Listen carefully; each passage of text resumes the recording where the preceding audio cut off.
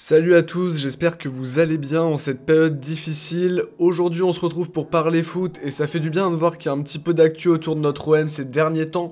Donc quelques petites informations qui vont faire parler, mais on va revenir sur tout ça plus en détail bien évidemment tout au long de la vidéo.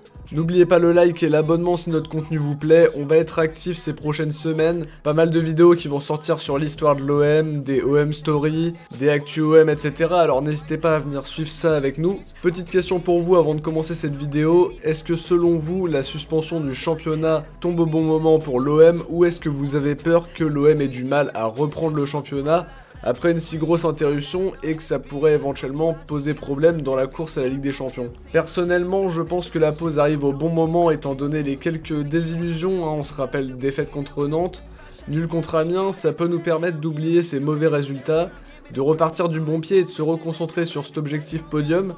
On attend vos avis dans les commentaires les amis.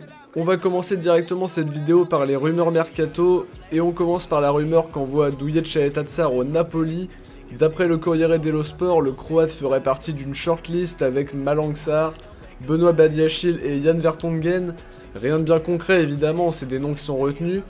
Même si on sait quand même que Naples devra probablement remplacer Kalidou Koulibaly, envoyé avec une très grande assistance au PSG depuis quelques mois. Concernant Maxime Lopez, ça parle toujours d'un intérêt de Séville, qui aime bien ce genre de profil de joueur. On sait que l'OM a refusé des offres à hauteur de 15 millions cet été. Ça a été confirmé par Lopez lui-même au Canal Football Club. Et selon Sport.es, Séville pense toujours à Lopez pour remplacer Banega qui devrait partir en fin de saison. En plus, Lopez a beaucoup moins de temps de jeu sous Villas-Boas et l'OM pourrait décider de s'en séparer pour faire quelques économies pour se conformer au fair play financier et peut-être essayer de le vendre quelques sous pour pouvoir garder Morgan Sanson. C'était ce dont on a entendu parler un petit peu récemment. Pour Flotovin, il garde toujours la cote malgré sa longue blessure et selon Calcio Mercato, la Roma, le Milan AC et Valence le suivent toujours. Ça parle d'une somme de 20 millions d'euros, évidemment pas représentative de son niveau, mais liée à son court contrat qui va jusqu'en juin 2021. Ce contrat qui devrait être prolongé si l'OM veut espérer vendre Thauvin à un bon prix. Petite polémique également au niveau des présidents cette fois-ci. On a eu un comité de crise qui a été créé par plusieurs présidents, dont notre président Jacques-Henri Hérault, entouré de Noël Le Graët, Cayazo, Al-Khelaifi et Jean-Michel Aulas. Une réunion pour évoquer les solutions sur la reprise du championnat. Alors ça fait aussi suite aux déclarations farfelues pour certains ou mal retranscrites pour d'autres de Jean-Michel Aulas sur le fait de mettre fin au championnat actuellement et de garder le classement de la fin de saison passée. Alors évidemment, la majorité des matchs de championnat ont déjà été joués, mais cette réunion pose problème puisque certains présidents estiment s'être fait évincer comme Montpellier, Rennes ou l'AS Monaco, et pensent même que ce comité s'apparente à un coup d'état pour redistribuer aux plus gros clubs les droits TV. La LFP, sentant la crise arriver, s'est désolidarisée du mouvement. On en saura plus dans les prochains jours. Les contestations ne devraient pas s'arrêter là, étant donné aussi que les droits télé ont été remis en cause déjà par l'OM et par Lyon, qui voulaient que les droits télé bénéficient surtout aux plus gros clubs du championnat. On a eu aussi une petite polémique concernant Bouna Sarr, l'équipe qui avait annoncé que le joueur était retourné en Guinée pour le confinement, alors qu'il était bel et bien à Marseille à s'entraîner dans sa villa. Erreur corrigée par l'équipe dès le démenti du joueur par Instagram, avec des excuses publiques. Concernant d'autres infos erronées que je voulais un petit peu corriger, selon France Football, Christopher Roca ferait partie du top 20 des joueurs les mieux payés de Ligue 2, avec 25 000 € mensuels. Info a priori totalement fausse puisque Roca l'a lui-même démenti sur Twitter. On en profite pour corriger ce genre de rumeurs qui sont sorties dans la presse ces derniers jours et qui ont été corrigées du coup par les intéressés directement sur les réseaux sociaux. Autre info importante qui date un petit peu mais vous avez probablement déjà entendu parler de ça, Sakai s'est fait opérer de la cheville gauche, indisponible pendant 2 mois.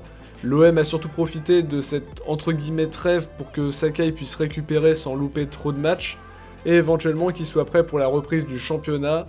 Opération qui s'est bien passée et ça pourrait mettre fin à tous les petits pépins physiques que le japonais a eu cette saison, où on l'a vu aussi à un niveau beaucoup moins haut que d'habitude. Dernière info et peut-être un retour en arrière ou peut-être pas du tout, on se plante peut-être totalement, mais Liadji refait surface, il refait parler de lui par le biais d'une publication Insta.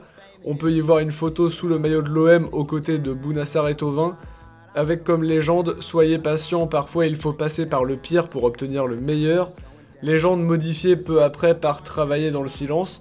Est-ce qu'il n'exclut pas totalement une signature à l'OM? C'est possible aussi, et moi je suis pour, très honnêtement. J'admets quand même que le dossier commence vraiment à me lasser depuis un petit bout de temps. C'est les négociations qui m'agacent, mais pour le talent du joueur, je serais très content qu'il signe évidemment. Il est temps par contre d'écrire l'épilogue de ce dossier là aussi, surtout qu'on l'envoie vers le LOSC avec beaucoup d'insistance, et on aimerait connaître le fin mot de l'histoire, savoir si on peut compter sur lui pour l'avenir, ou si à l'inverse, il va faire les beaux jours d'un autre club. Et vous, qu'est-ce que vous pensez justement de cette rumeur, encore une fois, qui vient s'ajouter au dossier Liadji, qui est très compliqué aussi à comprendre?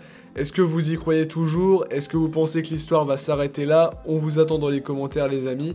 C'est déjà la fin de cette vidéo. Vous voyez, l'actualité n'est pas aussi fournie que d'habitude en temps normaux quand tout va bien. Mais on essaye de vous parler de plusieurs rumeurs, des petites infos, des petites anecdotes, et de parler un petit peu plus de l'OM tous ensemble. Ça fait du bien aussi, penser à autre chose, se vider la tête, et pouvoir toujours parler de notre club de cœur alors qu'il n'y a pas de match, que l'actualité est assez plate, etc. Alors j'espère que ça vous a plu. N'oubliez pas la cloche pour être au courant des sorties de vidéos, ça va arriver dans les prochains jours. Bonne semaine à tous, bon courage dans ces moments compliqués, on se retrouve très vite. Ciao, faites bien attention à vous, portez-vous bien et surtout allez l'OM.